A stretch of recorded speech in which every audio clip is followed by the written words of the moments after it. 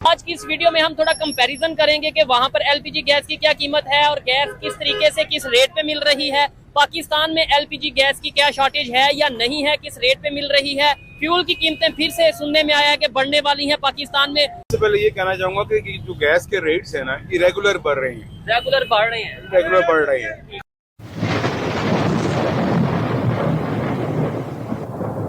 क्या कहना चाहेंगे, इस टाइम कीमतें जो बढ़ रही हैं पूरी दुनिया में, पाकिस्तान में गैस की कीमतें, पेट्रोल की कीमतें बढ़ रही हैं। बिल्कुल, ये जंग की वजह से कीमतें बढ़ रही हैं क्योंकि ईरान ने वो स्टेट ऑफ हॉर्मस बंद की हुई है। लेकिन हम तो आई लव यू शहबाज शरीफ कहेंगे। अच्छा जी, क्योंकि उन्होंने कहा कि मैंने सारा बोझ अपने ऊपर लिया हुआ है, मैंने तो अवाम पे बोझ आने नहीं दिया। हमारी हुकूमत बोझ बर्दाश्त कर रही है।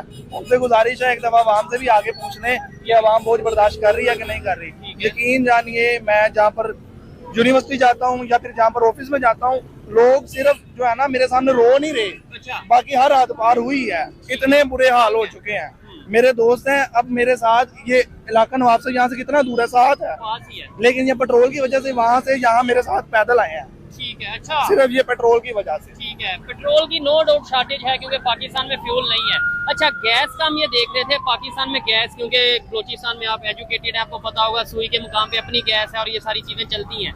लेकिन गैस अगर महंगी हुई है उसकी क्या रीजन है? सारा कुछ पाकिस्तान के अंदर मौजूद है। अच्छा। दुनिया के फैसले पाकिस्तान करेगा।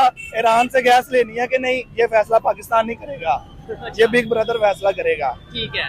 दुनिया के फैसले पाकिस्तान करेगा। पेट्रोल ईरान से लेना कि नहीं, ये फैसला हम नहीं करेंगे, ये फैसला बिग ब्रदर करेगा। थोड़ा सफर तो कर ले, क्या पता। देखें, पहले तो पाकिस्तान फैसले नहीं था कर रहा, नो डाउट अभी भी ऐसा कोई फैसला नहीं किया, लेकिन अभी इस टाइम नाम तो चल रहा है पाकिस्तान का। क्या पता आने वाले वक्त में हम अपनी मर्जी से गैस लें, अपनी मर्जी से फ्यूल ले, रशिया से, ईरान से, जिससे दिल करे ले। अभी तो हम रशिया से भी नहीं ले रहे, ईरान से भी नहीं ले रहे। अल्लाह करे जी, हमारी तो दुआ है ये वक्त आए, लेकिन अभी तक तो ये नजर नहीं आ रहा क्योंकि वो ट्रम्प जो 70,000 मुसलमान बच्चों का कातिल है, उसके लिए हमारी हुकूमत हर जगह कह रही है इस बंदे को नोबेल इनाम मिलना चाहिए। नहीं, वो पहले कहा था ना जब जंग रखवाई थी इंडिया पाकिस्तान की, अब तो नहीं कहा। अगर आप ये ना पूछते तो मैं ना बताता। इसी जंग के दौरान हमारी सीएम साहिबा से एंकर ने कहा था क्या कि अभी भी क्या आप नोबेल इनाम के लिए उसे नामजद करते हैं। उन्होंने कहा जी पीएम ये जो शहबाज शरीफ साहब जो कर रहे हैं अच्छा कर रहे हैं और ये बिल्कुल होना चाहिए और वो सही करें। आपने शायद नहीं सुना, देखिएगा जाके। अच्छा, देखें, कुछ चीजें ऐसी होती हैं अपने कंट्री के बेहतरी के लिए फैसले जो लीडरशिप है उसे लेने पड़ती है।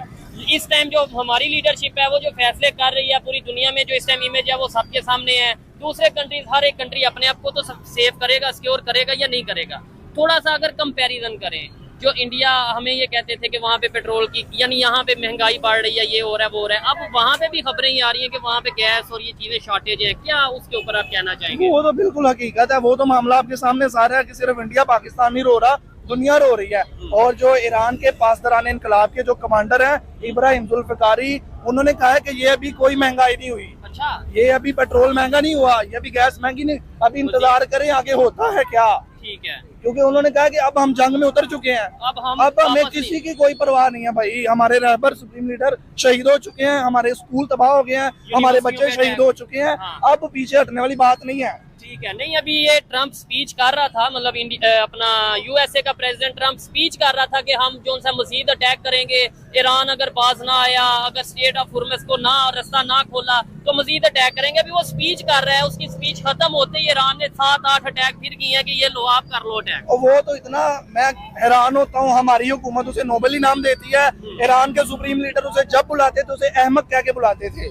अब अहमक मैं आपको नहीं समझा सकता कि अहमक की क्या तारीफ होगी। वो उसने कहा है कि जी हमने ईरान की बहरिया खत्म कर दिया। अच्छा। ईरान की बहरिया खत्म हो गया। साथ ही वो बरतानिया से कह रहा है अपने जहाज पे, जो जर्मनी से कह रहा है, जापान से कह रहा है, चाइना से कह रहा है। ईरान ने कहा है कि अगर हमारी बहरिया खत्म हो गई है, तुम कह रहे हो गई है, हिम्मत करो ना वहाँ से गुजर के दिखाओ। हाँ। आओ तो सही। बिल्कुल, जैसे अभी ट्रम्प ने ये कहा कि बूट्स ऑन ग्राउंड, यानी कि हम अपनी आर्मी को भेजेंगे फिजिकली, लोगों को अपनी आर्मी के फोर्सेस के जवानों को भेजेंगे, तो ईरान ने कहा भेज के दिखाओ। ईरान कह रहा है उन्हें भेजो तो सही।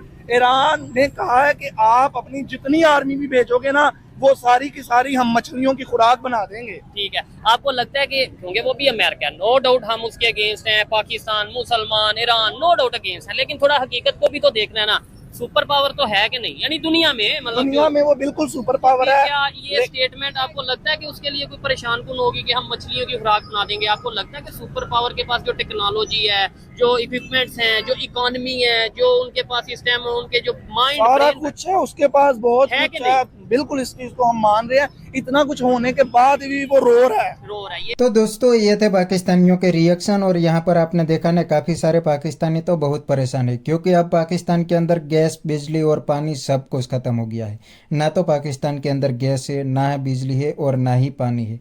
जब से इंडिया ने इंडस वाटर ट्रीटी को तोड़ दिया है उस दिन से पाकिस्तान के अंदर पानी ख़त्म। जब से अमेरिका और ईरान की जंग लगी है उस दिन से पाकिस्तान के अंदर पेट्रोल, डीजल, गैस की प्राइस आसमान पे, और पाकिस्तान के अंदर बिजली भी गैस और पेट्रोल से ही बनती है, तो बिजली भी गायब। इसलिए ज़्यादातर पाकिस्तानी तो बहुत परेशान है। लेकिन अभी भी ये जाहिल इस्लाम वाले पाकिस्तानी है, उनकी अकल ठिकाने नहीं आई।